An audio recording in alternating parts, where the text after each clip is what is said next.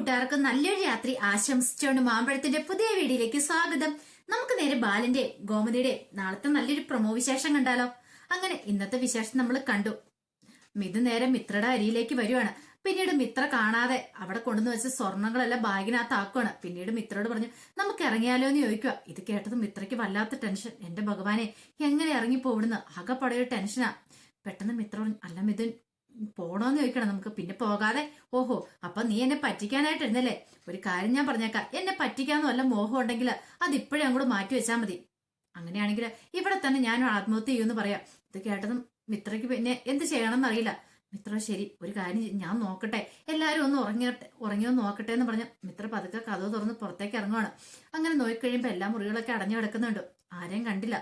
അങ്ങനെ എന്ത് ചെയ്യുവാണ്, മിത്ര പതുക്കെ മിഥുനോട് വന്നിട്ട് പറഞ്ഞു ബാബു ഇതിനെ പോകാന്ന് പറഞ്ഞ് അങ്ങനെ സ്റ്റെയർ ഇറങ്ങി താഴേക്ക് വരുവാണ്. അപ്പോഴാണ് ആ കാഴ്ച കാണുന്നത്. ശ്യാമ അവിടെ നിന്ന് ഫോൺ വിളിച്ചുകൊണ്ട് നിൽക്കുന്നുണ്ട്. എന്റെ ഭഗവാനെ പെട്ടു. തേമേ, ആ ചേട്ടനോട് ഫോൺ വിളിക്കുകയാണല്ലോ, ഇനിയിപ്പോ എന്ത് ചെയ്യുമെന്ന് ചോദിക്കാം. ഒരു കാര്യം ചെയ്യാം, മിഥുൻ തിരെ അകത്തേക്ക് കയറ്, കുറച്ച് കഴിഞ്ഞിട്ട് പോകാന്ന് പറയണം. അങ്ങനെ മിത്രയും മിഥുനും അകത്തേക്ക് പോയി കാത്തിരിക്കുവാണ്. എപ്പോഴൊന്ന് ഫോൺ വിളിച്ച് കഴിഞ്ഞിട്ട് വേണം ഇറങ്ങി പോകാനായിട്ട്. അങ്ങനെ കുറച്ചു നേരം കഴിയുമ്പോഴത്തേനും അയാളും കൂടി കയറിപ്പോയി. അങ്ങനെ ടെൻഷനോട് കൂടിയിട്ടാണ് മിഥുൻ മിത്രയും കൂടി താഴേക്ക് ഇറങ്ങി വരുന്നത്. ഈ സമയത്തെല്ലാം മിത്രയ്ക്ക് വല്ലാത്ത ഒരു പ്രാർത്ഥന ഉണ്ടായിരുന്നുള്ളൂ. എന്റെ ഭഗവാനെ, താൻ ചെയ്യുന്ന ഒരു കൊടുതിയ പാപ. നാളെ നേരം പുലരുമ്പോ ഈ വീട്ടിലെല്ലാരും ആ സത്യം അറിയും. പിന്നെ എന്തോ സംഭവിക്കാൻ പോകുന്നറിയില്ല. മിത്ര ധൈര്യത്തിന് വേണ്ടിയിട്ട് തന്നെ മുത്തശ്ശി കൊടുത്ത ആ ഒരു കൃഷ്ണന്റെ ഗുരുവായൂരപ്പന്റെ വിഗ്രഹങ്ങൾ കയ്യിലെടുത്ത് പിടിച്ചിട്ടുണ്ടായിരുന്നു. അതായിരുന്നു ഏറ്റവും വലിയൊരു ധൈര്യം. കാരണം മിത്രയ്ക്ക് അറിയില്ല മിഥുൻ തന്നെ ചതിച്ചുകൊണ്ടിരിക്കുകയാണ്, അല്ലെങ്കിൽ വായിനകത്ത് സ്വർണ്ണമൊക്കെ എടുത്തു വെച്ചിട്ടുണ്ടെന്നുള്ള കാര്യം. ഒന്നുമില്ലാതെ ഇവിടെ നിന്ന് ഇറങ്ങിപ്പോണം തന്നെയായിരുന്നു മിത്രയുടെ ആഗ്രഹം. അങ്ങനെ ഒരു വിധത്തിൽ അവര് പുറത്തെത്തുവാണ്. പുറത്തെത്തി കഴിഞ്ഞപ്പോഴത്തേനും കാറ് കിടപ്പുണ്ടായിരുന്നു. കാരണം നേരത്തെ തന്നെ മിഥുൻ വിളിച്ച് അതൊക്കെ സെറ്റ് ചെയ്ത് വെച്ചിട്ടുണ്ടായിരുന്നു. പിന്നീട് മിത്രയോട് പറഞ്ഞു ബാ കേറാൻ പറയണം. ആ സമയത്താണ് അവിടെ ഒരു നിൽക്കുന്നുണ്ടായിരുന്നു, ഒരാളവിടെ നിൽക്കുന്നുണ്ട്. പെട്ടെന്ന് ഇവര് ശ്രദ്ധിച്ചില്ലത്, പക്ഷെ അയാൾ ഇവരെ ശ്രദ്ധിച്ചിട്ടുണ്ടായിരുന്നു. അങ്ങനെ ഇവര് കാറിൽ അങ്ങോട്ട് കയറി അങ്ങോട്ട് പോവാണ്. പിന്നീട് കാണിക്കുന്നത് നേരം വെളുത്തു കഴിഞ്ഞപ്പോ പതിവ് പോലെ തന്നെ കുളിച്ച് ഭജന ഇരിക്കാനായിട്ട് ക്ഷേത്രത്തിലേക്ക് ഗോമതിയൊക്കെ പോവാണ്. ഗോമതിയും മീനാക്ഷിയും കൂടെ അങ്ങ് പോവാണ്. അപ്പൊ ആനോട് ചെല്ലടാ, നീ വരുന്നില്ലേന്ന് ചോദിക്കും. ഞാനിപ്പോ വരുന്നില്ല, നിങ്ങൾ പൊക്കോളാൻ പറയാണ്. അങ്ങനെ ഗോമതി ചെന്ന് ഗുരുവായൂരപ്പന് മുന്നിൽ പോയിന്ന് പ്രാർത്ഥിക്കുക. എന്റെ ഭഗവാനെ, ഇന്നാണ് മിത്രമോളുടെ കല്യാണം. എനിക്കറിയില്ല, എനിക്ക് വല്ലാത്ത ടെൻഷൻ തോന്നുന്നുണ്ട്.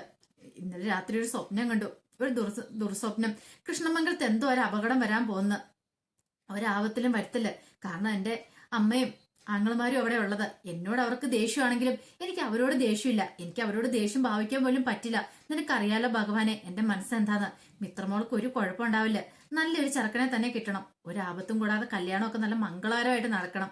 അങ്ങനെ മനം വരികയും പ്രാർത്ഥിക്കുകയാണ്. അങ്ങനെ പ്രാർത്ഥിച്ചുകൊണ്ടിരിക്കും മീനാക്ഷി വന്നിട്ട് അമ്മ എന്തിനാ കരയണേ? കരയാതിരിക്കുക, സങ്കടം വന്നിട്ടാ മീനാക്ഷി. എനിക്ക് മിത്രയെ കുറിച്ച് ഓർത്തുള്ള വിഷമം. അവളുടെ കല്യാണത്തിന് ഞാൻ അവിടെ വേണ്ടല്ലേ, ഞാൻ അവളെ അനുഗ്രഹിക്കേണ്ടല്ലേ, ഞാൻ അവളുടെ ഒരേ ഒരു അപ്പച്ചിയല്ലേന്ന് ചോദിക്കാം. ഇതേ അമ്മേ, ഇത് അമ്പലനാടേ അറിയാലോ, എല്ലാരും നോക്കുന്നുണ്ട്, ആൾക്കാരൊക്കെ നോക്കുന്നുണ്ട്. അമ്മ ഇങ്ങനെ കരയുന്ന കാണുമ്പോ നോക്കുന്നുണ്ടെന്ന് പറയാണ്.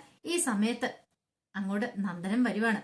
നന്ദനം പെട്ടെന്ന് വന്നപ്പം കരഞ്ഞുകൊണ്ടിരിക്കുന്ന ഗോമതിനെ കണ്ടു. എന്ത് പറ്റി അമ്മയെ കരയണെന്ന്? ഒന്നുമില്ലാന്ന് പറയണേ. എന്തോ കാര്യമുണ്ട്, അല്ലെങ്കിൽ അമ്മയുടെ കണ്ണ് നിറയത്തില്ലോ എന്ന് പറയാം. ഇല്ല, ഞാൻ ഓരോ കാര്യമൊക്കെ ഓർത്ത് ഭഗവാനോട് തന്നെ സങ്കടങ്ങളൊക്കെ പറയാന്ന് പറയാം. ഈ സമയം നന്ദനം പറഞ്ഞു, അതെ അമ്മ വിഷമിക്കണ്ട കേട്ടോ, അമ്മയ്ക്ക് സന്തോഷമുള്ള കാര്യങ്ങളൊക്കെ ഇനി വരാൻ പോകുന്നേ, അതുകൊണ്ട് അമ്മ ധൈര്യമായിട്ടിരിക്കാൻ പറയണം. ഇത് കേട്ടപ്പോ മീനാക്ഷി പറഞ്ഞു, ശരിയാ, ഇത് ഈ അമ്മയോട് ഞാൻ പറഞ്ഞു, പക്ഷെ അമ്മയൊന്നും കേൾക്കാൻ കൂട്ടാക്കുന്നില്ലെന്ന് പറയാണ്. നന്ദനം പറഞ്ഞു, ധൈര്യമായിട്ടിരുന്നു, ഒന്നും സംഭവിക്കത്തില്ല, അമ്മയുടെ ആഗ്രഹങ്ങൾ പല കാര്യങ്ങളൊക്കെ മുന്നോട്ട് പോകുന്നു പറയാം. ഈ സമയം ഗോമതി, എന്റെ ആഗ്രഹങ്ങൾ പോലെയോ? അതൊക്കെ ഒരിക്കലും നടക്കാത്ത ആഗ്രഹങ്ങളാ, ഇനിയിപ്പോ അതിനെക്കുറിച്ച് ചിന്തിക്കാൻ പോലും പറ്റില്ല എന്ന് പറയണേ. അന്ന് നോക്കാമേ, സമയമുണ്ടല്ലോ എന്ന് പറഞ്ഞിട്ട് നന്ദൻ അങ്ങോട്ട് പോവാം. ഈ സമയം മീനാക്ഷി ചോദിച്ചു, അല്ല അമ്മ എന്താ മനസ്സിൽ ആഗ്രഹിച്ചെന്ന് ചോദിക്കും. ഒന്നുമില്ല എന്ന് പറയണ. എന്തോ കാര്യം അമ്മ ആലോചിച്ചിട്ടുണ്ട്, അതാന്ന് പറയണം. ഒന്നുമില്ല എന്ന് പറഞ്ഞിട്ട് വീണ്ടും അവിടെ ഇരുന്ന് പ്രാർത്ഥിക്കുവാണ്. അങ്ങനെ നേരം വെളുത്തു കഴിഞ്ഞപ്പോ വീട്ടിൽ എല്ലാരും എഴുന്നേറ്റു കൃഷ്ണമംഗലത്ത്. അങ്ങനെ എഴുന്നേറ്റ് കഴിഞ്ഞതിന് ശേഷം രാവിലെ തന്നെ എല്ലാരും കുറിച്ച് വേഷമൊക്കെ മാറി ഇരിക്കുവാണ്. ആ സമയത്താണ് മിത്രയുടെ മുറിയിലേക്ക് മുത്തശ്ശി വരുന്നത്. മുത്തശ്ശി ഓർത്തു, ബ്യൂട്ടി പാർലറിൽ നിന്ന് രാവിലെ തന്നെ ആളെത്തി കാണുമായിരിക്കും, അവരൊന്ന് ഒരുക്കാൻ തുടങ്ങി കാണുമായിരിക്കും എന്ന് ഓർത്തോണ്ടാ ഇരുന്നത്. അങ്ങനെ മുത്തശ്ശി വന്ന് നോക്കിയപ്പോഴത്തേനും മിത്രമോളെ എന്ന് പറഞ്ഞ് കഥയെ മുട്ടുവാണ്. കഥയെ മുട്ടിട്ട് കഥ തുറക്കുന്നില്ല. ഇതെന്തിയേ, ഇവിടെ ഇതെന്തെടുക്കുക? ഇനിയിപ്പം ഒരുക്കിക്കൊണ്ടിരിക്കുവാണോ? പിന്നെയും വിളിച്ചു, അനക്കമില്ല. പെട്ടെന്ന് ഇങ്ങനെ ഡോറെ പിടിച്ച് നോക്കി കഴിയുമ്പോഴും ഡോറങ്ങ് തുറന്നു. ഡോറ് തുറന്നു കിടക്കണം, ഇതെന്ത് പറ്റിയെന്ന് ഓർത്തോണ്ട് അങ്ങോട്ട് അകത്തേക്ക് ആയിട്ട് അവിടെ എല്ലാം വിളിക്കുവാണ്. അവിടെ എങ്ങും കാണുന്നില്ല. മുത്തശ്ശിക്ക് അപ്പൊ സംശയം ബാത്റൂമിലാണോ. ബാത്റൂമിൽ പോയപ്പോ അവിടെ ഇല്ല. പെട്ടെന്ന് തന്നെ താഴേക്ക് ഇറങ്ങി വരുവാണ്. അങ്ങനെ വരുന്ന കഴിയുമ്പത്തിന് അവിടെ എല്ലാവരും റെഡി ആയിക്കൊണ്ടിരിക്കുവായിരുന്നു. ഈ സമയത്ത് നന്ദിതയോട് വന്നിച്ചിട്ട്, അല്ല മിത്രമോൾ ഇവിടെയാണോ എന്ന് ചോദിക്കണം. ഏയ് മിത്ര ഇവിടെ ഇല്ലല്ലോ, അവള് മുറിയിലില്ലേ, അവള് ഒരുക്കണില്ലേന്ന് ചോദിക്കും. ഇല്ല, അല്ല രാവിലെ തന്നെ ബ്യൂട്ടീഷ്യൻ വരുമെന്ന് പറഞ്ഞായിരുന്നു വിളക്കത്തിന് മുമ്പ്. പിന്നെ അപ്പൊ ഞങ്ങള് കരുതി വന്ന് കാണുമായിരിക്കും എന്ന് ഓർത്തായിരുന്നത്. അപ്പൊ അവൾ ഒരുങ്ങാൻ തുടങ്ങിയത് കാണുമായിരിക്കും എന്ന് ഓർത്തിരുന്നേന്ന് പറയണേ. ഇല്ല, മുറിയിലില്ലെന്ന് പറയണം. അത് ഇവിടെ എവിടെയെങ്കിലും ഉണ്ടായിരിക്കും, ഒന്ന് നോക്കാന്ന് പറഞ്ഞാൽ അവിടെയൊക്കെ നോക്കുവാണ്. അങ്ങനെ അവിടെ എല്ലാം നോക്കിയിട്ട് ഒരിടത്തും കണ്ടില്ല. പെട്ടെന്ന് എല്ലാവർക്കും ഒരു ടെൻഷൻ ഉണ്ടായി. ഇനിയിപ്പം മിത്ര എങ്ങോട്ട് പോയി, എന്ത് സംഭവിച്ചെന്നൊന്നും അറിയത്തില്ല. ഈ സമയത്ത് ധർമ്മൻ അങ്ങോട്ട് വരുന്നത്. ധർമ്മൻ ചോദിച്ചു, എന്താ അമ്മേ, എന്താ കാര്യം എന്ന് ചോദിക്കാം. എടാ മോനെ, മിത്രനെ കണ്ടില്ല, മിത്ര അങ്ങോട്ട് എങ്ങാനും വരുന്ന കണ്ടോന്ന് ചോദിക്കണേ. ഇല്ലല്ലോ അമ്മേ, അങ്ങോട്ട് വന്നില്ലെന്ന് പറയണം. അങ്ങനെ പെട്ടെന്ന് കാട്ടുതീ പോലെ അത് വീട്ടിലെല്ലാരും അറിയുവാണ്. കാരണം മിത്രനെ കാണുന്നില്ല, അവിടെ എല്ലാം നോക്കിയിട്ട് കാണുന്നില്ല. ഈ സമയത്ത് നന്ദിതയാണെങ്കിൽ വലിയവായി കിടന്ന് കരയാൻ തുടങ്ങി. എന്റെ മോള്, എനിക്ക് എന്നെ മോളെ ഇപ്പൊ കാണണമെന്ന് പറഞ്ഞോണ്ട്. ഈ സമയത്ത് രാജേശ്വരി വന്നിട്ട് പറഞ്ഞു, ദേ ഒന്ന് സങ്കടപ്പെടാതിരിക്കുക, ഇപ്പൊ വരും, ഇത്ര ഇവിടെ എവിടെയെങ്കിലും കാണുമായിരിക്കും, സമാധാനപ്പെടാൻ പറയണ. എങ്ങനെ സമാധാനപ്പെടാനാ, എനിക്കറിയില്ല എങ്ങനെ സമാധാനപ്പെടണമെന്ന്. മിത്രമോൾക്ക് അല്ലേ തന്നെ ഈ കല്യാണം ആന്നറിഞ്ഞു കഴിഞ്ഞപ്പത്തിന് വല്ലാത്ത ടെൻഷനായിരുന്നു. ഇനിയിപ്പം അവൾക്കിനി എന്ത് സംഭവിച്ചെന്ന് പോലും അറിയത്തില്ല. ഈ സമയം രാജേശ്വരി പറഞ്ഞു, ഇനിയിപ്പം മോളെ വല്ലവരും തട്ടിക്കൊണ്ട് പോയതാണോ. മുത്തശ്ശി പറഞ്ഞു, ഒന്ന് മിണ്ടാതിരിക്കുന്നീ, ഇങ്ങനത്തെ ഉള്ള കാര്യങ്ങളൊക്കെയാണ് ഈ സമയത്ത് സംസാരിക്കുന്നത് ചോദിക്കും. എല്ലാരും ആകെപ്പാടെ വിഷമത്തിലായി. അങ്ങനെ അനന്തനും അച്യുതനും എന്ത് ചെയ്യണമെന്ന് അറിയത്തില്ലാത്തൊരവസ്ഥ. അച്യുതൻ പറഞ്ഞു, ഏട്ടാ ഇനിയിപ്പം നമ്മൾ എന്ത് ചെയ്യുന്ന ചോദിക്കാം. എനിക്കറിയത്തില്ല, അവൾക്ക് എന്ത് സംഭവിച്ചെന്ന് അറിയത്തില്ല. ഒരുപക്ഷെ ദേവമംഗലത്തെ അവരാരെങ്കിലും ആണോ ഇങ്ങനത്തെ ഒരു പരിപാടി ചെയ്തേ, എന്റെ മോൾക്ക് എന്തെങ്കിലും ആപത്ത് വന്നിട്ടുണ്ടോ, ആ ഒരു ടെൻഷനായിരുന്നു. കല്യാണം മുടക്കാനായിട്ട് അപ്പുറത്തുകാരെങ്കിലും എന്തെങ്കിലും ചെയ്തതാണോ എന്നൊരു ചിന്ത പോലും അവരുടെ ഉള്ളിൽ ഉണ്ടാവുന്നുണ്ട്.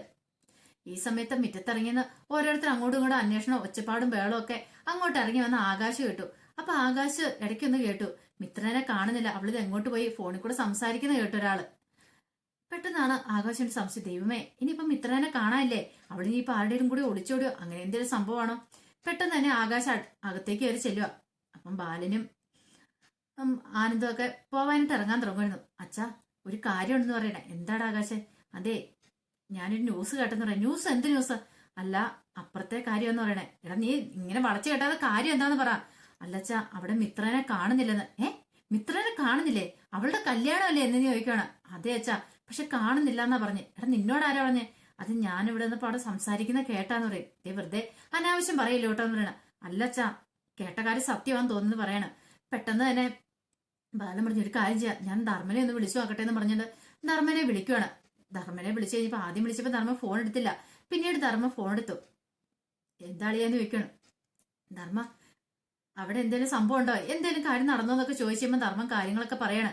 മിത്രമോളെ കാണാനില്ലെന്ന്. ഇത് കേട്ടതും ബാലിന് വല്ലാത്തൊരു അവസ്ഥയായി പോയി. ഒരു ഞെട്ടുണ്ടായി, മിത്ര എങ്ങോട്ടാ പോയത്. അങ്ങനെ കാരണം കല്യാണ വീടാണ്. കല്യാണ വീട് ഒരു മരണ വീട് പോലെ അങ്ങനെ മൂകമായി പോയി. അടിച്ചു പൊളിച്ച് 2 കല്യാണം ഒരുമിച്ച് നടക്കേണ്ട ദിവസമാ. ആ സമയത്താണ് മിത്രയുടെ ഈ പോക്ക്. മിത്ര എങ്ങോട്ട് പോയി എന്താന്നും അറിയത്തില്ല. അങ്ങനെ സങ്കടപ്പെട്ട് അനന്തനും അച്യുതനും കൂടി ഇരിക്കുന്ന സമയത്ത് ശ്യാമ അങ്ങോട്ട് വന്നിട്ട് പറഞ്ഞു, അതേ ധൈര്യമായിട്ടിരിക്കുക, ഞങ്ങളൊന്ന് അന്വേഷിക്കട്ടെ എന്ന് പറയണം. ഒരു പക്ഷേങ്കില് ഇവിടെ എവിടെയെങ്കിലും ഉണ്ടോ, ഇനി ആരുടെയും കൂടെ പോയതാണെന്ന് നമുക്ക് അറിയത്തില്ലല്ലോ, ഒന്ന് നോക്കാന്ന് പറയാണ്. അങ്ങനെ ശ്യാം പുറത്തേക്ക് ഇറങ്ങി വന്നപ്പോഴത്തേനും ബാലിനൊക്കെ അവിടെ നിന്ന് ഇങ്ങോട്ട് ഇറങ്ങി മുറ്റത്തേക്ക് ഇറങ്ങി. അവർക്കും ആ ടെൻഷൻ. ബാലിന് എത്രയാന്ന് പറഞ്ഞാലും വല്ലാത്ത ടെൻഷൻ ഉണ്ട്. ബാലൻ ഒരിക്കലും ഒരാളുടെ കല്യാണം മുടക്കാനായിട്ട് ബാല ശ്രമിക്കത്തില്ല. ഈ സമയം ശ്യാം അങ്ങോട്ട് വന്നപ്പോ ശ്യാമിനെ കണ്ടും ബാലൻ ചോദിച്ചു, അതെ അവിടത്തെ മിത്രമോളെ കാണാനില്ലെന്ന് കേട്ടു, ഇത് ശരിയാ, എന്താ സംഭവം എന്നൊക്കെ ചോദിക്കണം. എന്താ കാര്യം എന്നറിയത്തില്ല. വൈകുന്നേരം കിടക്കാൻ പോണ സമയത്ത് മുറിയിലുണ്ടായിരുന്നു, പക്ഷെങ്കിൽ അതിനുശേഷം കണ്ടില്ലെന്ന് പറയുന്നത്. എന്താ സംഭവം ഒന്നും അറിയില്ല എന്ന് പറയാണ്. ഈ സമയത്താണ് ആനന്ദ് പെട്ടെന്ന് ആ ഒരു കാര്യം ഓർത്തെ. ആനന്ദ് പെട്ടെന്ന് അച്ഛനെ വിളിച്ചിട്ട്, അച്ഛൻ ഒരു കാര്യമുണ്ട്. എന്താടാ മോനെ, ഇന്നലെ വൈകുന്നേരം ഞാൻ ഇവിടെ നിൽക്കുന്ന സമയത്ത് ഒരുത്തൻ അവിടെ നിൽക്കുന്ന കണ്ടു. അവനെ ഞാൻ മുമ്പ് കണ്ടിട്ടില്ല. ചോദിച്ചപ്പോ കല്യാണ വീട്ടിൽ വന്നാന്ന് പറയാം. ഇത് കേട്ടും ബാലൻ പറഞ്ഞു, നീ എന്നിട്ട് എന്നെ അവിടെ പറയായിരുന്നേ. അല്ലച്ചാ കല്യാണ വീടല്ലേ, അവിടെ ഒത്തിരി ആൾക്കാരൊക്കെ വരുന്നല്ലേ, അതുകൊണ്ട് നമ്മളങ്ങനെ അവരുടെ ബന്ധുക്കാരായിരിക്കും എന്ന് ഓർത്തു. ഇനിയിപ്പം പറയാൻ പറ്റില്ല ആരാന്ന്. ഇപ്പൊ നമ്മൾ എന്തെങ്കിലും ചോദിക്കാനും പറയാനും പോയിട്ടുണ്ടെങ്കിൽ അവര് പിന്നെ അത് വഴക്കായിട്ട് അവർക്ക് തോന്നത്തുള്ളൂ. അതുകൊണ്ടാണ് ഞാൻ പിന്നെ അത് മൈൻഡ് ചെയ്തില്ല. പക്ഷെ അവനെ കണ്ടപ്പോ തന്നെ എനിക്കൊരു കള്ളലക്ഷണം തോന്നിയായിരുന്നു അച്ഛാന്ന് പറയാം. തേമി ഇനിയിപ്പൊ അവന്റെ കൂടെ എങ്ങാനും മിത്രമോളെ ഇറങ്ങിപ്പോയതാണോ, അതൊന്നും അറിയില്ല അച്ഛാ, എന്താ കാര്യമൊന്നും അറിയത്തില്ല. ഇപ്പൊ നീ ആരോട് പറയാൻ പോണ്ട. നീ ഇത് പറയാൻ പോയിട്ടുണ്ടെങ്കിൽ പിന്നെ ഇനിയിപ്പം നമ്മളെ കുറ്റക്കാരാക്കും. എന്നാലും എന്ത് സംഭവിച്ചെന്നോർത്ത് ആകെപ്പാടെ ഒരു ആദ്യമായിരുന്നു. ഈ സമയം ആകാശ് നേരെ മീനാക്ഷിനെ ഫോൺ ചെയ്യുന്നുണ്ട്. മീനാക്ഷിയെ ഫോൺ ചെയ്ത് ഇവിടുത്തെ കാര്യങ്ങൾ പറയണം, മിത്രനെ കാണുന്നില്ലെന്നുള്ള കാര്യം. ഇതെല്ലാം കേട്ട് കഴിഞ്ഞപ്പോ മീനാക്ഷിക്കും വല്ലാത്ത ടെൻഷൻ. അമ്മയോട് ഈ കാര്യം പറയണോ? അമ്മയോട് പറഞ്ഞിട്ടുണ്ടെങ്കിൽ അമ്മയ്ക്ക് വല്ലാത്ത വിഷമോ. പക്ഷെ പറയാതിരുന്നാലോ? എന്ത് ചെയ്യും? അതാകെപ്പാടൊരു ബുദ്ധിമുട്ടാ. ഇപ്പൊ തൽക്കാലത്തേക്ക് പറയണ്ട. അമ്മയ്ക്ക് വല്ലാത്ത വിഷമോ. അല്ലെ തന്നെ മിത്രയുടെ കാര്യം ഓർത്തിട്ട് സമാധാനക്കേടാണ്. ഈ സമയം പുറത്തേക്ക് ഇറങ്ങിപ്പോയി ശ്യാമു പിന്നീട് അങ്ങോട്ട് തിരിച്ചു കയറി വരുവാണ്. ശ്യാമു നേരെ വന്ന് അനന്തന്റെ അച്ഛന്റെ അടുത്തേക്ക് വരുവാണ്. എന്നിട്ട് ശ്യാമിന് അതെ ഒരു കാര്യം ഉണ്ടെന്ന് പറയണേ. എന്താ? അതെ, ഒരു പെണ്ണും ഒരു ചെറുക്കനും കൂടെ കാറ് കയറി പോകുന്ന ഒരാൾ കണ്ടു എന്ന് പറയണ. ആര് കണ്ടു? അതെ, അപ്പുറം ഇപ്പൊ കിട്ടിയ വിവരം അത്. ഒരാൾ കണ്ടെന്ന് പറയണ. അയാൾ രാവിലെ മുറ്റത്തന്നെ കഴിഞ്ഞപ്പോഴത്തേനും അവിടെ നിന്ന് ഒരു കാർ സ്റ്റാർട്ട് ചെയ്ത് പോകുന്ന കണ്ടെന്ന്.